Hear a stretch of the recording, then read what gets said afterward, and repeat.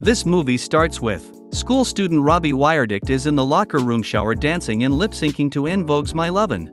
A group of high school bullies led by Trevor Olson come in and mock Robbie since he is overweight and dorky. Meanwhile, a school assembly goes on with the whole senior class honoring its most popular student, Calvin, the Golden Jet joiner. Trevor and his goons carry Robbie into the gym and slide him across the floor butt naked. Everyone laughs at Robbie, except for Calvin, who gives him his jacket to cover himself up. Robbie runs out of the gym, utterly humiliated. 20 years later, Calvin works an accounting job that he hates. His former assistant just got promoted above him. Calvin is married to his high school sweetheart Maggie, but their marriage hasn't been going well as of late. What's more, their high school reunion is coming up, and Calvin fears that he's peaked in high school and his life has just gone downhill. At work, Calvin declines a Facebook invitation to the reunion. Immediately after, he receives a friend request from someone named Bob Stone. Immediately after that, he gets a suspicious phone call, but it turns out to be Maggie. Bob Stone then starts messaging Calvin to invite him out for a drink. He claims he is really Robbie Wyerdicht. Calvin hesitantly accepts the invite.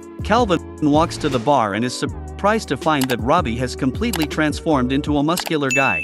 The two have drinks and catch up. As Bob leaves for a moment, a man walks by and takes Bob's chair. Calvin tells the guy to give it back, but the guy's friends stand up menacingly. Bob returns and tells them to apologize for disrespecting Calvin. One of the goons happens to have a gun. Bob takes his shot and simply says, "I don't like bullies," before kicking all their asses in less than 10 seconds. Calvin and Bob leave the bar, with Calvin excited over what he just witnessed. They head over to their old high school for a stroll down memory lane. They see a trophy case with all of Calvin's accomplishments, along with a picture of a girl named Darla McGuckian, whom Bob had a crush on and was noted for having two lazy eyes. Bob walks by the boys' locker room and is brought back to the worst day of his life. Calvin comforts him and pulls him away from there. The two then walk back to Calvin's house. Before they part ways, Bob mentions needing Calvin's help regarding something in Calvin's line of work. Bob goes into his house to use the computer. They come across files involving satellite codes and a bidding war.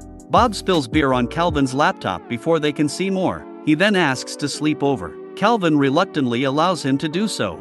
In the morning, a group of CIA agents led by Pamela Harris show up at Calvin's door looking for Bob.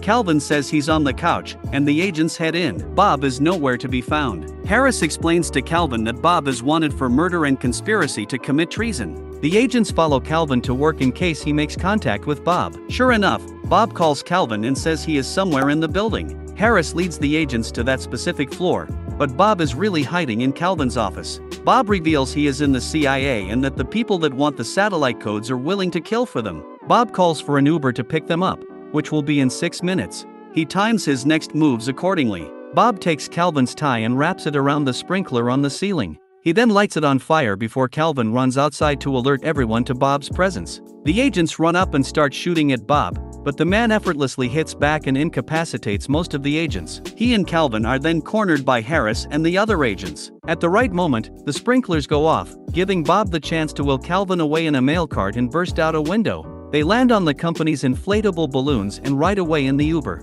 Bob takes Calvin to his safe spot to remove the GPS from the car.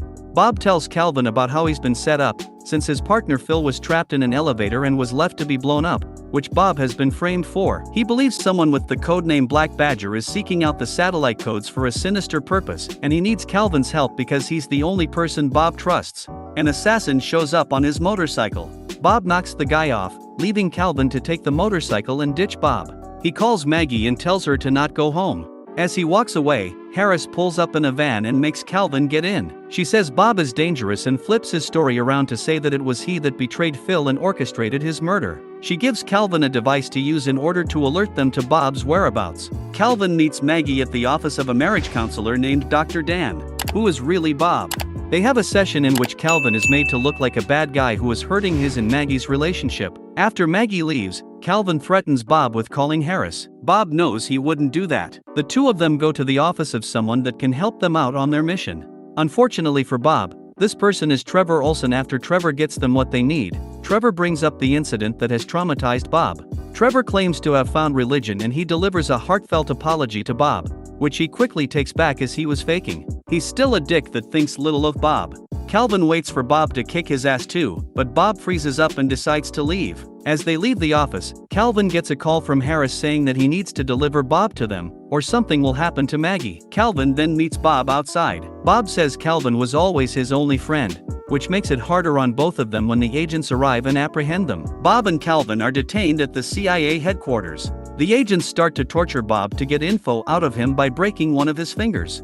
Filled with regret, Calvin fights back and rescues Bob, leaving the other agents in cuffs. Calvin apologizes to Bob for what he did, deciding he still wants to help him. Bob forgives him and proceeds to give him a high five, only to see his messed up finger. He pops it back into place. Bob and Calvin learn the location of where the bad guys want to buy the satellite codes. They fly a plane to the spot, but Bob says the plane has run out of gas. They head in for a crash landing. Calvin expresses his regret of not being a father. Bob then pulls the plane back up, having faked the situation to get Calvin to express his fears under extreme stress. Bob heads into the buy alone, telling Calvin, "I'll see you on the other side," which is the same thing he told Phil before his death. Calvin then spots Harris showing up at the location, leading him to think she's Black Badger. Calvin enters the buy spot to find Bob making the deal with the buyer. Bob shoots at Calvin, but he just grazes his neck. The real Black Badger emerges to make a deal. It's Phil, claiming he has the real satellite codes. He and Bob argue over who the real Black Badger is,